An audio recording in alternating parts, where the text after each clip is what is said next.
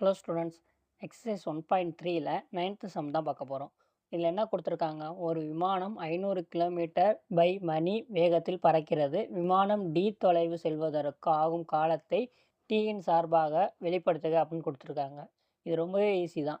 ஸ்பீடுங்கிறது என்ன, 500 kilometre per hour. ஓகேவா? டிங்கிறது distance, டீங்கிறது time. அப்போது ஸ்பீடோட ஃபார்முலா என்ன, டிஸ்டன்ஸ் பை டைமு. ஸோ இதுதான் இந்த ஸ்பீடோட ஃபார்முலா. ஓகே, இதை நான் ஷார்ட்டாக வச்சுக்கிறேன்.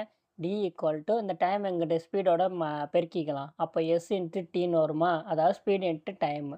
டிஸ்டன்ஸ் என்ன, அது டீன்னு வச்சுருக்க சொன்னாங்க. ஸ்பீடு என்ன, 500 கிலோமீட்டரா, ஸோ 500 இன்ட்டு டைமுங்கிறது டி தான். அப்போ டேரெக்டாக டீன்னு போட்டுக்கலாம். இதுதான் அந்த ஆன்சர். ஆனால் டீயின் சார்பாக வெளிப்படுத்துக அப்படின்னு கேட்டிருக்காங்க. அப்போ எப்படி வரணும் அப்படின்னா, function of T equal to, so 500 டீன்னு வந்துடும். ஸோ அவ்வளோதான். இதை வந்து நீங்கள் மென்ஷன் பண்ணுறாருந்தா கிலோமீட்டர் பை மணின்னு இருக்குது பார்த்தீங்களா, அந்த இதை நீங்கள் மென்ஷன் பண்ணிக்கலாம். அவ்வளோதான். இதில் ஏதாச்சும் டவுட் இருந்துச்சு அப்படின்னா மறக்காமல் கமெண்ட்ஸில் கேளுங்க.